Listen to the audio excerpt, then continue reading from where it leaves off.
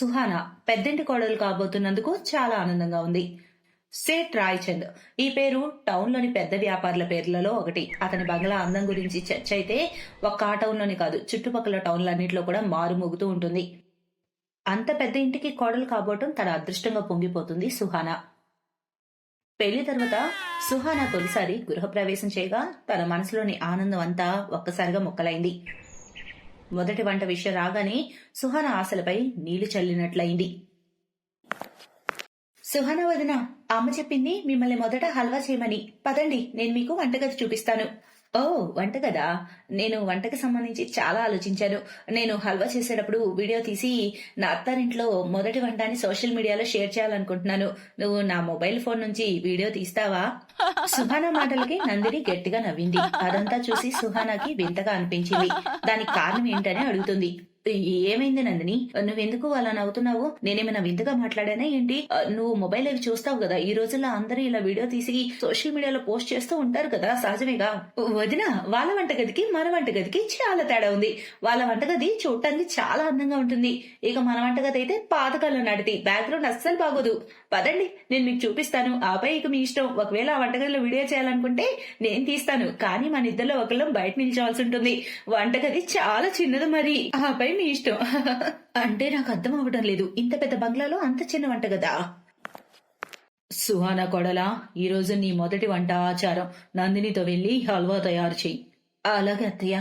సుహానా ఆ వంటగది చూడగానే నిర్గాంతపోయింది. వంటగది చాలా చిన్నది, అక్కడ చాలా కష్టంగా ఒకరు మాత్రమే నిలబడగలరు. సుహానా అన్న వంటగదిలో నించొని హల్వా చేయాలి, లేదా ఆమె ఆడపడుచన్న అక్కడి నించొని వీడియో తీయాలి. ఆ ఇద్దరు అంత చిన్న వంటగదిలో అంత సామాన్ల మధ్య నిల్చొని వీడియో చేయడం అసాధ్యం. సుహానా కళ్ళకన్నట్టు తను చేసిన హల్వా వీడియో తీసి సోషల్ మీడియాలో పోస్ట్ చేయాలన్న కలలుగానే మిగిలిపోయాయి. అంత చిన్న వంటగదిలో ఆమె హల్వా చేయడమే చాలా పెద్ద విషయం. మరి సుహానా పెట్టుకున్న ఆశలు కలలు ఆ వంటగది చూడగానే కూలిపోయాయి. వదిన, వీడియో తీయాలా మరి? వద్దు, వదిలే. బ్యాక్గ్రౌండ్ బాగా రాదు, పైగా వంటగది చాలా చిన్నది, ఎవరికైనా చూడటానికి కూడా అస్సలు బాగోదు ఇది. వదిలే వీడియో. సుహానా దిగులు పడుతుంది. చాలా కష్టంగా ఆమె హల్వా తయారు చేస్తుంది. ఆమె అస్తమానం వంటింటి గోడలను చూస్తూ ఉంది. అవి చూసి ఎంత పాతకాలం వంటగదో అది అర్థమే అవడం లేదు. రోజు సుహానాకు వంటగదిలో వంట చేయడం కష్టంగా మారుతుంది. ఆమె వంటగదిలో వంట చేసేటప్పుడు అక్కడ సామాన్లు తగిలి అక్కడ ఇక్కడ పడిపోతున్నాయి. సుహానా పెళ్ళయి 4 నెలలైంది. ఇక ఆ చిన్న వంటగదిలో ఆమె ఇంకా ఇబ్బంది పడుతుంది. ఏం చేయాలి, ఎక్కడ పెట్టాను ఏం అర్థం కావడం లేదు. పొద్దున్నే ఇక్కడే పెట్టానే. సుహానా, ఏం వెతుకుతున్నావు? నాన్న చాలా సేపటి నుంచి టీ అడుగుతున్నారు. బిస్కెట్ డబ్బా వెతుకుతున్నా. వంటగది అంతా వెతికాను, ఎక్కడ దొరకలేదు. టీతో పాటు బిస్కెట్ అడిగారు మావయ్య గారు. ఉండు, నేను చూస్తా. అటు చూడు, కింద అక్కడ. నేనైతే అలసిపోయాను. ఇంత చిన్న వంటింట్లో అసలు ఏమీ కనిపించడం లేదు. నాకు అసలు ఈ విషయం అర్థం కావడం లేదు. ఇంత పెద్ద బంగ్లాలో ఇంత చిన్న వంటగది ఎందుకు? అరే సుహానా, నువ్వేం మాట్లాడుతున్నావమ్మా? చిన్నదెక్కడా? మేం 4 తోడికోడలను ఇంత చిన్న వంటగదిలో మొత్తం కుటుంబానికి వంట చేసాం. మాకు ఇప్పటి వరకు అసలు ఏమి ఇబ్బందే అనిపించలేదు ఈ విషయంలో. ఇప్పుడు అందరి కుటుంబాలు వేలుపడ్డా అంతకు ముందు అందరికీ ఇందులోనే వంట చేసుకున్నాం. నాకు ఈ వంటగది బాగా అలవాటు. నీకెందుకు ఇబ్బంది అవుతుందో ఏంటో నాకైతే అర్థం కావడం లేదు. మరి అసలు ఏంటో ఈ కాలం పిల్లలు. సుహానా తన అత్త మాటలు విని సైలెంట్ అవుతుంది. కానీ ఆమె మనసులో చాలా కోపంగా ఉంది. ఆ సాయంత్రం సుహానా యొక్క 2 స్నేహితురాలు ఆమెను కలవడానికి వచ్చారు. సుహానా, ఏంటి విషయం? నువ్వు నీ అత్తారింట్లో మొదటి వంట వీడియో సోషల్ మీడియాలో పోస్ట్ చేయలేదు ఎందుకని? మేమైతే ఆ వీడియో కోసం చాలా ఎదురు చూసాం తెలుసా? ఏమైంది, హల్వా సరిగా రాలేదా అందుకే పోస్ట్ చేయలేదా వీడియో? అలాంటిదేం లేదు. నాకు నా మొదటి వంట వీడియో పోస్ట్ చేయాలని చాలా ఆశపడ్డాను, కానీ నాకు కుదరలేదు. పరిస్థితి అలాంటిది. మరి అలాంటి పరిస్థితి ఏంది? ఇంత అందమైన ఇల్లు, ఇంత పెద్ద బంగ్లా, అసలు మాలో ఎవరికి కూడా ఇంత పెద్ద బంగ్లా లేదు. నిజంగా నువ్వు చాలా లక్కీ. నీకు ఇంత పెద్ద బంగ్లా ఉన్న అత్తారీలు దొరికింది. నువ్వు ఇక్కడ బాలే మంచి వీడియోస్ ఫొటోస్ సోషల్ మీడియాలో పోస్ట్ చేసుకోవచ్చు తెలుసా? మీ ఇద్దరికి అలా కాదు గాని నాతో రండి, అప్పుడు మీ ఇద్దరికి అర్థమవుతుంది. సుహానా తన ఇద్దరి ఫ్రెండ్స్ ని వంటగది చూడటం కోసం తీసుకెళ్తుంది. అప్పుడు వారికి అంతా అర్థమవుతుంది. ఇక మీరే చెప్పండి, నేనేం చేయను? ఇంత పెద్ద అత్తారీలు, కానీ ఇంత చిన్న వంటగది, కనీసం సరిగా నిలబడటానికి కూడా లేదు. ఇక రీల్స్ ఎలా చేయగలను నేను? చెప్పండి మీరే. యార్, ఇప్పుడు నీ ప్రాబ్లం మాకు అర్థమవుతుంది, కానీ ఇంత చిన్న వంటగదిలో ఎలా వంట చేస్తున్నావు అది ఆలోచిస్తేనే నాకు చాలా కంగారు వస్తుంది తెలుసా? అప్పుడు సుహానా కాళ్ళపై డబ్బా పడుతుంది. ఈ డబ్బా ఇక్కడెవరు పెట్టారు? జాగ్రత్త సుహానా, ఏదో ఒకటి చేసి నువ్వు ఈ వంటగదిని మార్చేసుకోవాలి, లేదంటే ఇలాగే ఇబ్బంది పడతావు తెలుసా? ఆ రోజు ఇక సుహానాకు చాలా కోపం వచ్చేస్తుంది. ఇక ఆమె శవదంబుని కొత్త వంటగది ఏర్పాటు చేసే వరకు నిరాహార దీక్ష చేయాలని నిర్ణయించుకుంటుంది. అమ్మా, వదిన అన్నం తినడం లేదు. పెద్ద వంటగది ఏర్పాటయ్యే వరకు తనేం తిన్నంటుంది. ఎంత చెప్పినా వినడం లేదు. ఇదేం మొండి పట్టు? మేము ఇన్నేళ్ళు ఆ చిన్న వంటగదిలోనేగా వంట చేసింది. ఈ రోజుల్లో కోడళ్ళున్నారే, అసలు వాళ్ళు అయినా ఇల్లు పెద్దగా ఉందిగా, ఆ వంటగది పెద్దగా చేసుకుని ఏం చేస్తారు? అసలు ఏం చెయ్యాలని? అమ్మా, ఒకటి చెప్పనా? కాలంతో పాటు మనం ఇల్లును మారుస్తూ వచ్చాం. మరి వంటగది గురించి ఎందుకు ఎప్పుడు ఎవరూ ఆలోచించలేదు? నాకు చాలా ఇబ్బందిగా అనిపించేది. కాకుంటే నేను పెళ్ళయ్యాక వేరే ఇంటికి వెళ్ళిపోతాను కాబట్టి ఎందుకులే అని మీతో చెప్పలేదు. ఇక్కడ వంటగది చాలా చిన్నది. అయినా నా అత్తారింట్లో పెద్ద వంటగది ఉంటుందిలే అనుకునేదాన్ని. నా పెళ్లి కుదిరింది, మీకు తెలుసు కదా. నాకు కాబోయే అత్తారింటి వంటగది ఎంత పెద్దదో. దాన్ని ఏమంటారు? ఆధునిక వంటగది, మాడ్యులర్ కిచెన్ అలా అంటారు దాన్ని. అది ఉంది అక్కడ. ఈ రోజుల్లో అందరూ చాలా చాలా డిజైన్స్ తో వంటగది ఏర్పాటు చేసుకుంటున్నారు. అక్కడ నా అత్తారింట్లో కూడా మాడ్యులర్ కిచెనే ఉంది. మరి ఇప్పుడు ఇక్కడ మన చిన్న వంటగది కూడా వదిన కోసం కాస్త పెద్దగా మార్చొచ్చు కదా. నందిని మాటలు విన్న సావిత్రి కాసేపటి తర్వాత ఆమె అనిల్ని పిలిచింది. అనిల్ బాబు, పెద్ద ఆధునిక కిచెన్ ఏర్పాటుకు ఎంత ఖర్చు అవుతుందో వివరాలు తెలుసుకో. పెద్ద ఆధునిక కిచెనా? అంటే మనం వంటగది పెద్దది చేస్తున్నామా? అనిల్ బాబు, నేను మీ అమ్మ మాటలతో ఏకీభవిస్తున్నాను. మనం మన బంగ్లాను పెద్దగా అందంగా మార్చాం. మరి వంటగది కూడా పెద్దగా అందంగా మార్చేయాలి. మరి నందిని, నీ అత్తారిల్లు వంటగది చాలా బాగుంది. నేను కూడా మీ మామయ్యతో మాట్లాడి అలాంటి వంటగదిని మన కోసం డిజైన్ చేపించి ఇక్కడ మన వంటగదిని పెద్దగా ఏర్పాటు చేయిస్తాను. సంతోషమా? సరేనమ్మా? సరే నాన్న, నేను వదినికి ఈ కబురు చెప్తాను. ఇదంతా విని తను చాలా సంతోషిస్తుంది. పొద్దుటి నుంచి కోపంతో మూతి ముడుచుకుని ఏం తినకుండా కూర్చొనుంది తాను. నందిని సుహానాకు ఇంట్లో కొత్త వంటగది ఏర్పాటు చేయబోతున్న విషయం చెబుతుంది. అది విని సుహానా చాలా సంతోషిస్తుంది. కొద్ది రోజుల్లోనే సుహానా పెద్ద బంగ్లా అత్తారింట్లో పెద్ద వంటగది ఏర్పాటు చేయబడుతుంది. ఎప్పుడు సుహానా తన వంటగది పెద్దగా ఉండాలని కలలు కనేది. ఇక ఇప్పుడు ఆమె కలలు నెరవేరాయి. ఆమె కలలు సాకారమయ్యాయి.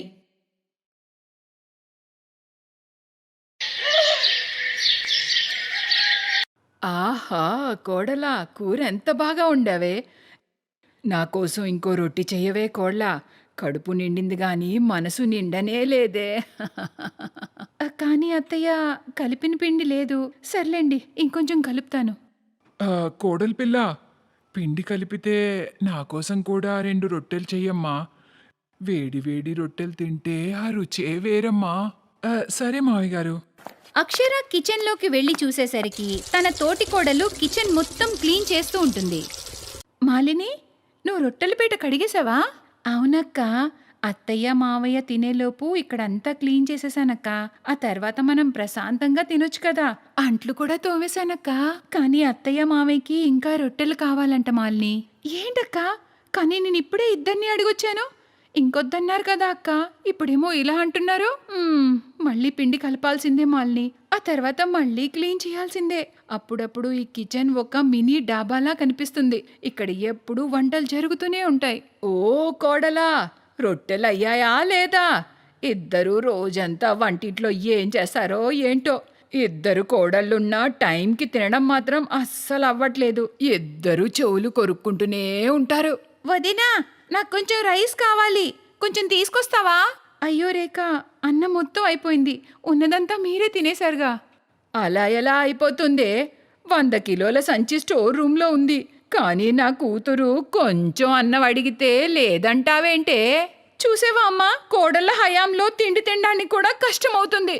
ఇంకా ఇక్కడే నిలబడి నా మొహం చూస్తూ ఉన్నావే? త్వరగా వెళ్ళి కుక్కర్లో అన్నం పడే. నువ్వేమైనా వండి వార్చాలా ఏంటి? అక్షర కోపంగా కిచెన్లోకి వెళ్ళి, మాలి, ఆ కుక్కర్ ఇటీ. అక్క, నేనంతా క్లీన్ చేసి ఏం లాభం? నువ్వు ఒక్కొక్కటి మళ్ళీ అడుగుతున్నావు. మరి నేనేం చేయను? మనం ఎంత గింజుకున్నా మన బాధ అర్థం చేసుకునేవారు ఇంట్లో ఒక్కరు కూడా లేరు. బట్టలు మెషిన్ ఉతికేస్తుందట, అన్నం కుక్కర్ వండేస్తుందట, మనిద్దరికి ఇంకేం పనుండదట. ఏంటక్క, రోజు ఇదొక తలనొప్పి అయిపోయింది. ప్రతిరోజు లాస్ట్లో ఒక రొట్టి కానీ కొంచెం అన్నం కానీ మళ్ళీ మళ్ళీ అడుగుతున్నారు. సర్లే, అవి లై, ఇంకేం చేస్తాం?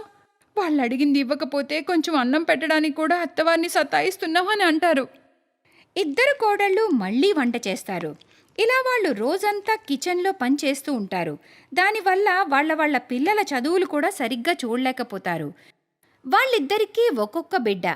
అత్త మామ మరియు ఆడపడుచుతో కలిసి మొత్తం 9 మంది ఉంటారు. అంతమందికి వండి వార్చి పెట్టడం, అంట్లు తోవడంతోనే వాళ్ళకి రోజంతా సరిపోతుంది. అక్క, మనిద్దరికి రోజంతా కిచెన్లోనే సరిపోతుంది. ఈ ఇంటికి వాళ్ళు కోడళ్ళని కాదు, వంట మనిషిని పెళ్లి చేసుకున్నారేమో అని అనిపిస్తుంది అక్క. కరెక్ట్గా చెప్పావు మాలిని. రోజంతా పని చేసి చేసి బీరకాయల్లా తయారవుతున్నాం. అరే, ఇంట్లో 2 కోడళ్ళుంటే రోజంతా ఏదో ఒకటి చేస్తూనే ఉండాలా? అక్క, ఇప్పుడు పిల్లలు కూడా అంతా గమనిస్తున్నారు. మాలిని, ఇకపై మనం ఊరుకోవద్దు. వాళ్ళకి బుద్ధి చెప్పాలంటే నా దగ్గర ఒక ఐడియా ఉంది. నీ చెవిలా పడే. అక్షర తన తోటికోడలు మాలినికి తన ప్లాన్ మొత్తం చెప్తుంది.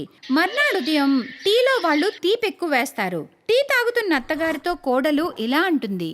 అత్తయ్య, మీకు షుగర్ టెస్ట్ చేస్తారండి? నాకెందుకే కోడలా? అలా అంటే ఎలా అత్తయ్య? ఇదిగో చూడండి, మీకెంత షుగర్ ఉందో. నేను ఇప్పుడే డాక్టర్ని పిలిపించి మీకు చెక్ చేయిస్తాను. మీకేమైనా అయితే? ఏంటే ఆపసకునం మాటలు? సరేలే, పనిలో పని మీ మావయ్య గారికి కూడా చెక్ చేయిద్దామే. ఆ తర్వాత డాక్టర్ ఇంటికొచ్చి, చూడండమ్మా, మీరు వెయిట్ చాలా తగ్గాలి, లేకపోతే ఈ షుగర్తో చాలా ప్రమాదం అవుతుంది. అంకుల్, మీరు డబుల్ వెయిట్ ఉన్నారు. ఫుడ్ విషయంలో మీరు చాలా కంట్రోల్గా ఉండాలి. 2 రొట్టెల కంటే ఎక్కువ తినకూడదు. దేవుడా, ఈ డాక్టర్ మా తిండి మీద పడ్డాడేంటి? అమ్మా, మీరు ఈ వయసులో చాలా హెల్తీగా ఉండాలి. మనవలు మనవరాళ్ళని మీరు చూడాలి కదా. ఫుడ్ విషయంలో కంట్రోల్గా ఉండాలి. నేనెందుకు అంత త్వరగా చేస్తాను డాక్టర్? నువ్వు ఈ రోజు నుంచి 2 రొట్టెలు చేయవే. డాక్టర్ వాళ్ళందరి బ్లడ్ శాంపిల్స్ తీసుకెళ్తాడు. అమ్మా, మీకు షుగర్ ఉంటుందని చెప్పాను కదా. ఈ రోజు నుండి మీరు రైసు, దుంపలు, స్వీట్స్ అస్సలు తినకూడదు. అంకుల్, మీకు కొలెస్ట్రాల్ చాలా ఎక్కువగా ఉంది. అందుకే మీరు కూడా ఫుడ్ విషయంలో చాలా జాగ్రత్తగా ఉండాలి. రేఖ, నీ వెయిట్ చాలా ఎక్కువగా ఉంది. నువ్వు కూడా తిండి విషయంలో చాలా జాగ్రత్తగా ఉండాలి. నీకు ఇంకా పెళ్లి కూడా కాలేదు. నువ్వు ఇంకా జాగ్రత్తగా ఉండాలి. సరే అయితే, నేను వెళ్ళొస్తాను. అలా అని డాక్టర్ అక్కడి నుండి వెళ్ళిపోతాడు. రాత్రికి అందరూ డైనింగ్ టేబుల్ దగ్గర కూర్చున్నాక రేఖ, వదినా, నాకు 2 స్పూన్ల అన్నం వడ్డించు. ఇదిగో రేఖ, 2 స్పూన్ల అన్నం. ఏంటొదినా, 2 స్పూన్ల అన్నమే పెట్టావు? మరి ఈ ఇంటి కోడల్ని అందరినీ జాగ్రత్తగా చూసుకోవాలి కదా. కోడలా, నాకో సగం రొట్టి ఇయ్యవే. లేదత్తయ్య, డాక్టర్ మిమ్మల్ని 2 రొట్టెల కంటే ఎక్కువ తినొద్దన్నాడు. అయినా మీరే అన్నారుగా ఈ రోజు నుండి 2 తింటానని. అందుకే నేను ఎక్కువ చేయలేదు. ఇప్పటి నుండి అందరికీ కొలత ప్రకారమే వంట చేస్తాం. అందరూ సగం సగం కడుపు నింపుకుని సైలెంట్గా వాళ్ళ గదుల్లోకి వెళ్ళిపోతారు. ఈరోజు ఆ 2 కోడళ్ళు మొదటిసారి ప్రశాంతంగా టైంకి భోంచేస్తారు. అక్షర ఐడియాతో అందరి అలవాట్లు చాలా మారుతాయి. అత్త మామ మరియు రేఖ వాకింగ్కి వెళ్ళి వాళ్ళ డైట్ విషయంలో కంట్రోల్గా ఉండి హెల్తీ ఫుడ్ని తగిన మోతాదులో తింటారు. అక్షర ఐడియాకి డాక్టర్ సహకరిస్తాడు. అసలు ఆ డాక్టరు, ఆ రిపోర్ట్లు అన్నీ అబద్ధాలే. అబద్ధాలు చెప్పడం పాపం అంటారు. కానీ ఆ అబద్ధం వల్ల ఎవరికైనా మంచి జరిగితే అందులో తప్పే లేదు. Thanks for watching.